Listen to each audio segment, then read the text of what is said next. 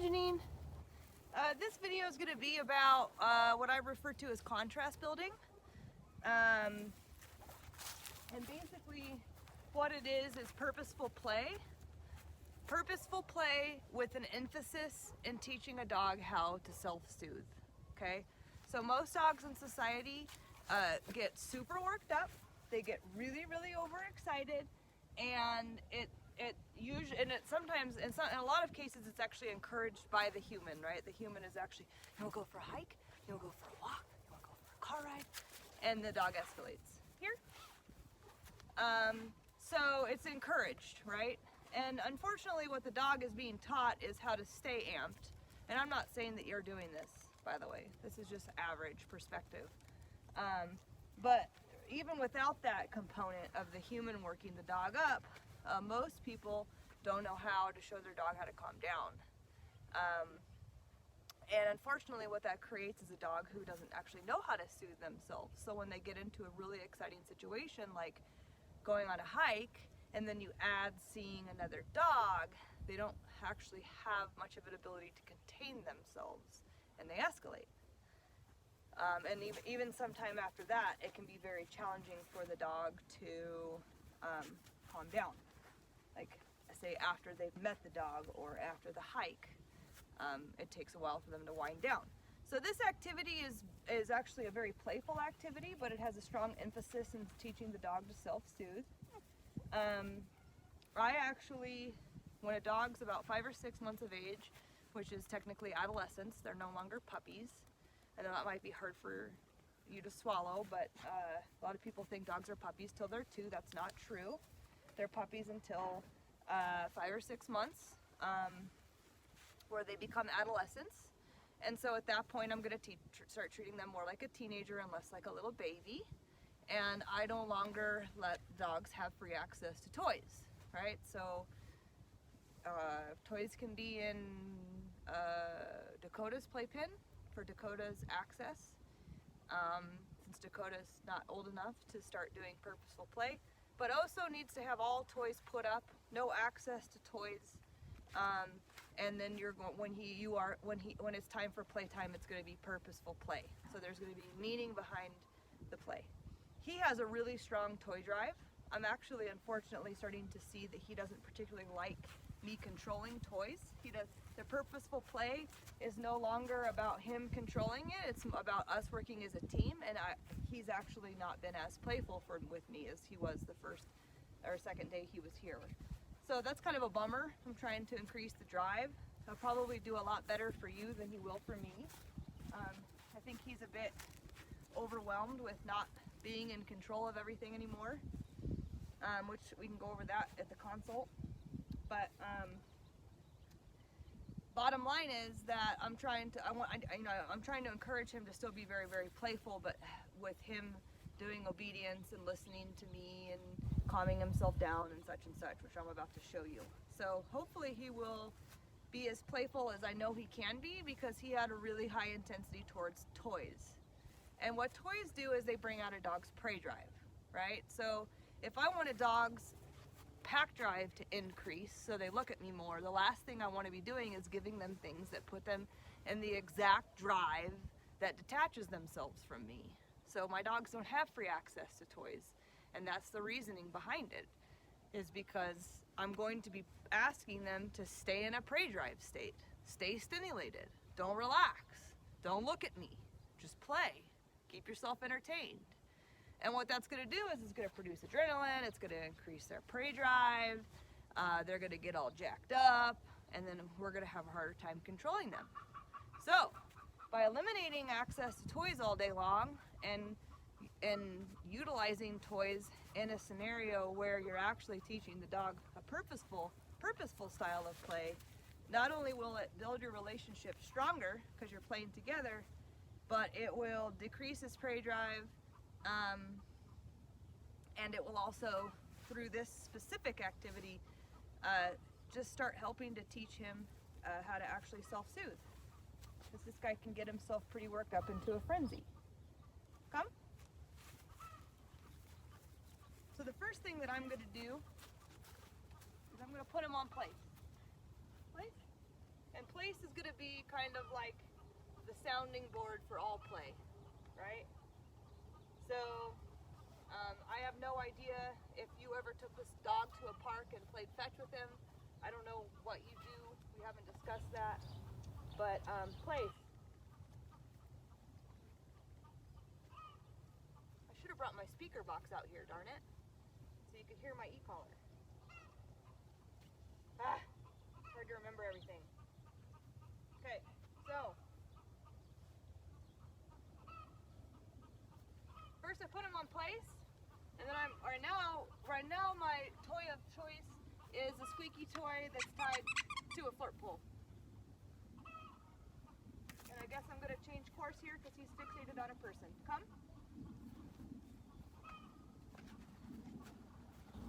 This is what happens sometimes when I make videos.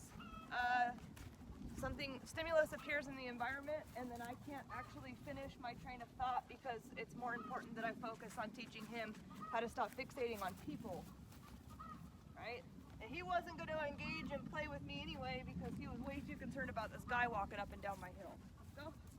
So right now, what I'm doing is basically turning him and keeping him with me so he'll quit fixating and prey drive at the person. Let's go. You can see he's fixated right there. Come. See how his head pops up and his ears perk up? Sit. Sit. Good. Let's go. And unfortunately, that's why you lose him, because he looks at people and dogs like that, and the next thing you know, he's running at them. Come.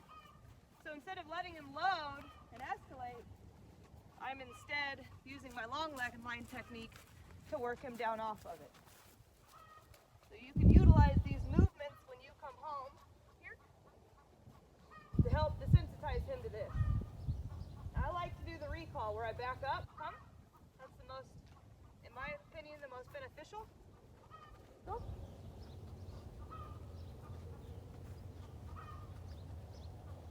And you can say that physically Oso is staying with me for the most part, but mentally it's very hard for him to stay focused on me. He wants to keep looking over there. Let's go. Again, this is why you struggle, and I'm sure you already know that, but it helps to understand why. He's not in pack drive anymore, and he's trained himself to care about that a lot. Let's go. So I'm trying to untrain him, or I should say retrain him to no longer care. You know, you're with me. Why does it matter?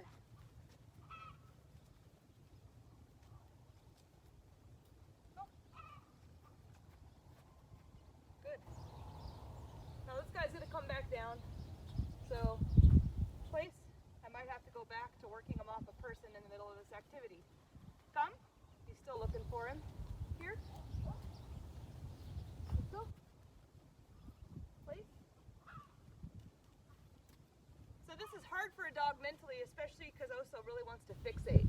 And if you allow him to fixate long enough, he will move forward towards it. So it's look, lock, load, and lunge. First they look, then they lock, then they load. So the head pops up, ears erect. Before you know it, they're gone. So by not allowing him to stay in that state of mind for very long, your goal is to keep the brain with you and focused on you by turning, and then intermittently throwing in long distance recalls. You're teaching him, pay attention to me, come when called, don't move forward, and dude, relax, right? It's just a person. You're with me. Isn't that more important? Why do you care so much about that? You shouldn't. Especially, I know, Janine, that you're very interested in dogs and you do a lot with your dogs.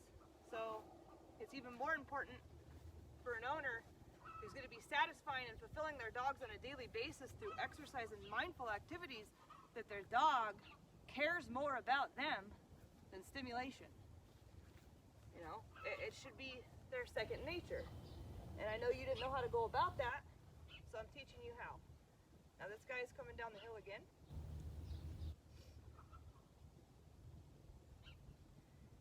And he's super relaxed. I love how he's laying like this. What a cutie patootie, right? Well, watch his expression. You see how chill he is right now? You know, and just how content he is being where he's at. Now we have look, lock. Now he's locked. He's gonna load. Right? You're actually being really good right now, buddy. Good. I want to be able to create movement and him take his focus off the man. So if I can do this and he can't look at me intermittently, then I know he's more obsessed with the man than me. This is much better than when the man first walked by. Good job, dude. Really good job, Oso. So, obviously, good. He's still looking a little bit. And if he were to lock to the point where I couldn't get him to refocus on me, I'm going to call him off this place for it and get him out of that state of mind. I don't want him staying in it for very long, A second or two to make an observation, but if he can't unlock himself in this particular situation, come. I'm just going to go ahead and call him. Here. So, the reason why I called him there is because I felt like he was being super attentive towards me, but there was still a level of fixation going on where I kind of felt like he needed to be reminded, dude, just quit looking at it. It really doesn't matter. Let's go. It's none of your business, really. Good job, Oso. Hey. Good job, buddy. Place. Sit. Man's over there. Come.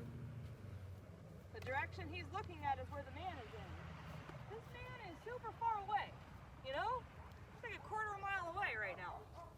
And he's still worried about it. So you have a lot to work to do in terms of people and dogs. This guy gets super concerned about him. And I know that he was running at them on trails, so it makes sense that I'm seeing this level of concern. But, you might be needing to slow these types of steps down for him. And instead of going straight to the hiking trail to test him out, you start going to like parks or even just areas in your neighborhood where there's stimulus and just start practicing the turns and the long distance recalls off of things so that he gets to the point where when he's on a walk with you or on a hike, dogs and people really don't care. It really don't matter anymore, right? Stop trying to take it off, bud. It's not coming off. If you get to the point where he gazes over at a person or a dog and goes, oh yeah, there's a person or a dog, and is like, but I'm with my mom, who is much cooler and provides a lot for me, and I'd rather be with her than that, this is where you have an advanced dog. It takes steps and time to get there. And these are what I'm showing you today is how the repetitions are going to look. I want you to take a couple notes. One is my leash is extremely loose.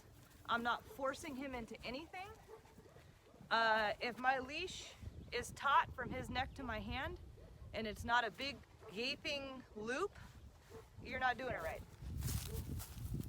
If I'm doing this, how do I know what Oso's doing if I'm using restraint constantly? I don't know what choice he's making until I give him one, right? So whatever you train with force, you will maintain with force. If I train a dog to make better decisions on their own, through lots of direction, let's go, then eventually I don't have to micromanage this anymore and it becomes their second nature. Okay, so I'm obviously redirecting my entire conversation today because a person walked by. So it started with prey drive and now I am on to how to work them off a person. See if I can get one prey drive thing in. The other thing I'm going to encourage you to do when he comes home is quit having him interact with people and dogs, right? If you want to be more important than people and dogs, not only are you going to be working him off of it in this fashion, come here. Hey, bubs, let's go. Please. Good. Not only are you going to be working him off of people and dogs in this fashion, But if you teach him how to choose you over stimulation, and it can be anything from a rabbit to a lizard to a dog, if you teach him to choose you over all these things to the point where you're no longer micromanaging anymore, socialization can be in an on-off switch, right? But when someone goes on the walk, oh my God, your dog is so cute, can I pet him? And he's pulling to go jump on him because they're approaching to pet him, you're conflicting he's conflicted. Now you don't want me to run at this person, but now I have someone coming towards me and I'm coming towards them, and you're going to allow them to reinforce that through affection. So the next time I see a person, I'm going to be expecting a greeting, you see? So if we eliminate the expectations of a greeting at all, socialization without interaction is what we say it, is how we say it, then you now have an off switch. And you got to start with the off switch before you go on to the on switch. This goes for your puppy too, right? If it's always on, or it's intermittently on, no, now you don't get to say hi. Yes, now you get to say hi. That time I didn't want you to say hi, damn you. How is a dog going to learn a thing, right? If they learn, I see a person, I'm not ever going to get her to interact with them. Let's go. I don't know what he's fixated on, but that was a pretty high intensity state of mind he was just experiencing right there. Let's go. So I went ahead and moved that brain around. Come. Just trying to keep him from staying in prey drive too long. Place. Got to build that pack drive up. Place. Good. So if my new norm is you're going to see dogs and people, and they might even talk to us, but you're with me. Your expectation is to be with me and stay with me, and you're not going to receive that greeting. The dog goes, oh, okay, people and dogs aren't here for me anymore. I get it. I'm with you. None of this matters. None of this matters anymore. I'm with you. It's not going to happen, right? Now you got an off switch. So once you got the off switch, the dog still has that state of mind of, I'm not going to say hi to anyone. I'm with you. And then when you want to start doing interactions, you make it permission-based, so the dog is already programmed to stay with you. They're not expecting it. And then you can go, hey, guess what, buddy? Now you got to go say hi. But the dog learned the off switch first, and the on switch is permission-based. You're the one that's going to be telling him when he can go. So what you're going to have is a dog who can make that distinction between when and when he's supposed to go say hi, and it's all through you. You will decide that, not through force and restraint, but because you've taught him first, he needs to stay with you, and second, which we'll have to do way down the road, which is permission-based greetings. Some dogs can't even handle permission-based greetings. Some dogs just need socialization with no interaction, especially when they're on a leash. So, I don't know about Oso yet. I don't know him well enough.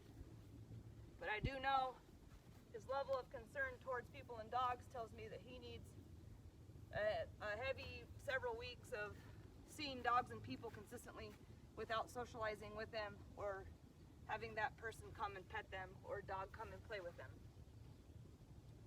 So there's my spiel on, I wasn't expecting to go through this spiel, but it happened. And this is why we don't like daycares. Let's go. And why we don't like,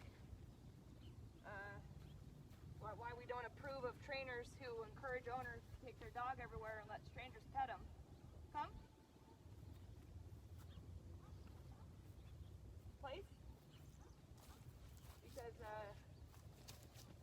sit. Because when dogs are in public and they keep getting petted by strangers, and they start to expect it. So, one, they either start pulling towards it because every time they see a person, they think, oh, well, this person must be here for me. They all come up and approach me and pet me. Or they get aggressive, which is usually the dogs we see, because they've decided that they never wanted the stranger to say hi to begin with. No one listened to the cues. Now I'm just going to start biting you to get you away because no one will listen to me. Place. You see? So it's very important for a dog to first experience the world by being strictly with the owner, where they are exposed to the stimulation but not necessarily interacting. Doggy daycares are toxic because anytime a new dog enters into the facility, all the dogs run at it. So they start to learn, when I see a new dog, I run at it. And then you put a leash on a dog, they can't run at it, even though they've been trained to. Now we have leash reactivity. Damn it, I can't get to that dog. I've learned that that's what I do. Now I'm frustrated at my owner. I'm going to start barking and freaking out. So we don't like daycares for that reason either. So, you know, if I were to get a puppy, my pack is balanced, so I am going to allow some interaction with my pack as a result. Come. Here. Place. Sit. Good. So I am going to allow some interaction because I do think socialization is important. But for the most part, especially with people, no one's touching my damn dog, I'll tell you that. No one. Unless it's me or my staff. Because people don't even know how to greet a dog. Oh, you're so cute! So inappropriate. If anyone ever greeted me like that, I would punch them in the face. But everyone treats dogs like they're idiots, you know? They're very intelligent beings, and they don't want to be greeted like that, even if they can't help themselves, because they're feeding off of the energy that person is sharing with them, right? So, if I were to get a puppy today, it would be a lot of socialization with zero interaction. It's really just exposure and teaching the dog the off switch. Hey, look, this world is big. You're going to see bikes, cars, skateboards, people, dogs, cats, bunnies, lizards, you name it. You're going to see a lot of it. And your impulses are going to tell you to run at it or run away from it, depending on the level of security the dog has. And what I need you to place.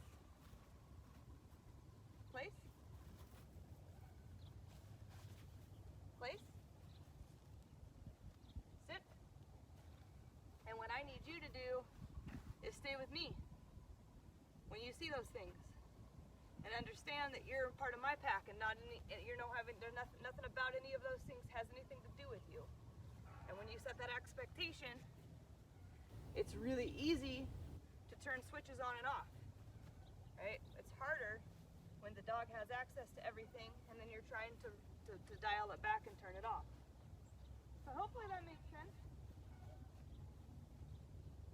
I feel like this session has obviously turned into a whole nother session. And it might not seem like much, but I'm basically worked him off a person and then am maintaining place. And I'm intermittently calling him off of it when I see he starts fixating on things in the wrong drive again. And a huge reasoning for that is actually because I don't want his place board to become a guarding post, which can very, very easily be turned into a guarding post. Let me tell you, I've seen it. Place where dogs learn that if they stay here, no one will address their level of fixation because they're on place, but now we're barking and breaking place and running at things because it's escalated, right? So even when they're on place outside, not only am I maintaining it, but I'm trying to maintain a certain state of mind. Sit down. So I'll do contrast building activity later. I don't have time to do a whole other concept here. I'll go over a couple more things that I think are important. I think it's really important for you to understand that cattle dogs were bred to manipulate cattle, and maybe I've already gone over this with you.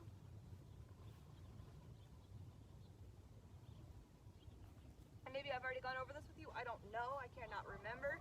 But because they're bred to manipulate cattle, if they don't have cattle, they like to manipulate other things, right? It's part of their breed. And if they're not under control, they will manipulate. They're human. And that manipulation can come in all forms. Pet me, pet me, pet me, pet me.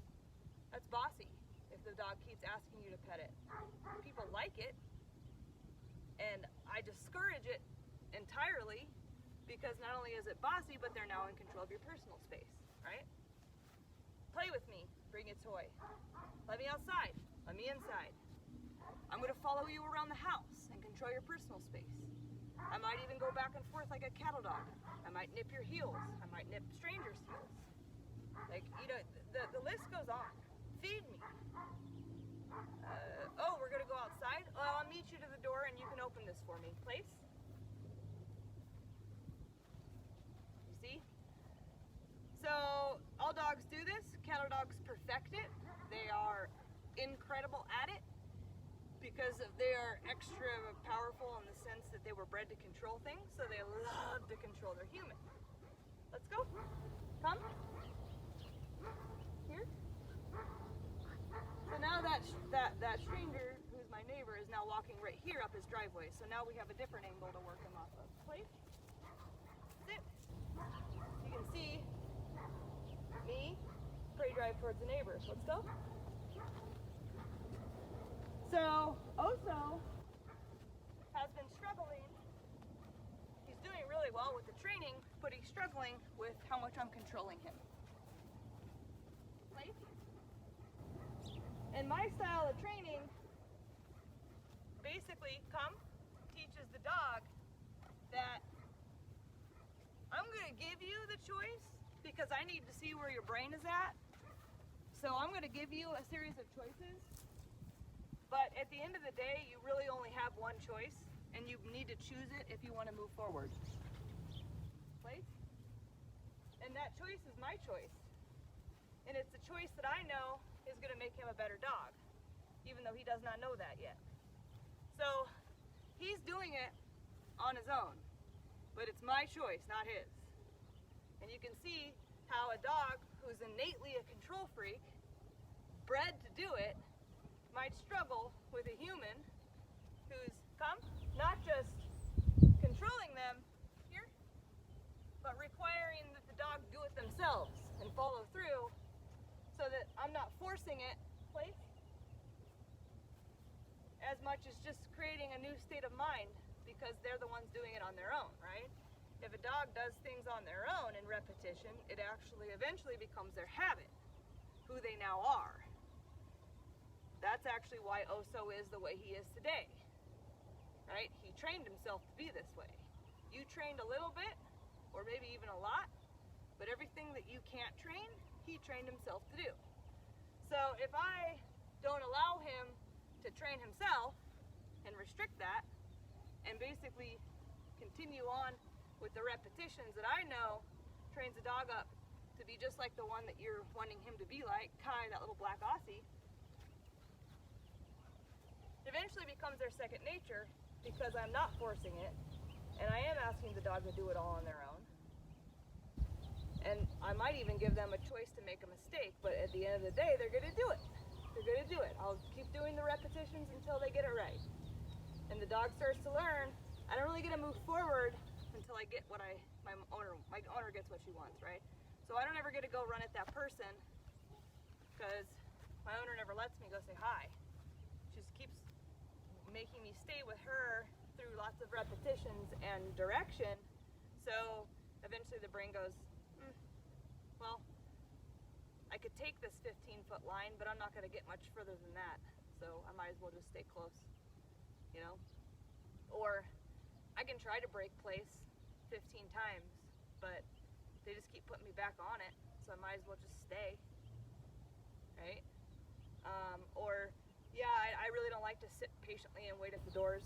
It's frustrating to me, but at the end of the day, the only way I ever get outside is if I sit here and patiently wait at the door. So I'm using forward momentum as a reward. I'm teaching the dog that they will get to move forward if they can listen and have a level of compliance that I need them to be in order to be good pets. And because that repetition teaches them to do it on their own, it creates really well-behaved dogs because they're doing it. But as you can see, that might be challenging for Oso because he's a control freak. So he's been a little bit aggravated lately, barking in his crate a little bit more, super anxious when he comes out of his crate, a little more resistant to some of the things that I'm doing. Really common. So I'm not trying to say it's problematic because I see it all the time, But I'm letting you know because he's definitely going to do it to you if he does it to me much more intensely. And it's important, for you to understand that it makes sense, place, that he would struggle with that, given the fact that he was in control of his environment previous to this board and train. Even if you were trying, I know you weren't very much in control, I promise you that. I've worked with him enough now to know that he definitely had control over his home. And so, you know, it's kind of hard, it would be really hard for me if someone came in and took control over my life, right? So, of course, he's like, place.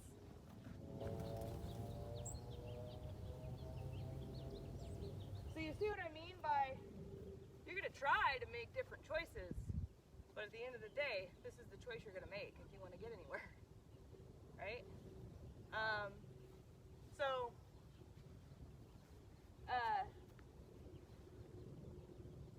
yeah, Oso's kind of having a bit of a, we like to call it a detox, where, you know, the struggle bus is real right now. He's losing control. He can't be, he's not capable of following through with a lot of impulses that he desires to follow through with.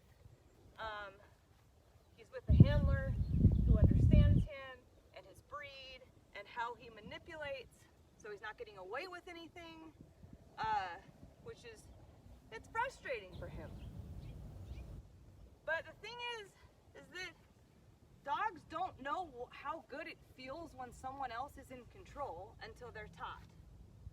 Alright, so every single board and train that comes in here goes through some variation of what he's going through. But once they realize they don't have to worry about strangers, and they don't have to worry about strange dogs, and they don't have to worry about what's going on in their neighborhood, and they can just relax, kick back, hike, walk, play, love, eat, sleep, and relax without any concerns, then they start to really appreciate the control and appreciate the handler, right? Because they're like, wow, like, I really don't have to stress about anything. Like, my owner is in control, and we're gonna have fun, and she's gonna fulfill me in many ways, right? So let's go, just a little insight into Oso, his breed, and some of his more recent struggles and why he's struggling, and maybe even what to expect when he comes home, because he's going to have an even harder time initially. You following through with what I asked, that's going to be even harder for him, because you're associated with him kind of getting away with these things. Even if you didn't want him to, you're still associated with it. So hopefully this video was helpful. You can always rewind it and watch how I worked him off that person. This is obviously distance long line training. It's a bit different than walking by a dog, but it's a great way, sit down. It's a great way to desensitize a dog from stimulus. So you're gonna be doing a lot of this. So you can rewind it, rewatch it, kind of break it down, see how I'm doing, see when I'm turning, see how I turn, what is his state of mind, how is he looking, and review it, because it's going to be really important for you to mimic this. Let's go. And really the goal is keep the dog focused on the handler, keep him in pack drive, keep switching the drive by turning or recalling away from the stimulus. Good job, buddy. And now our video has changed from contrast building to how to work your dog, or how to desensitize your dog from stimulation.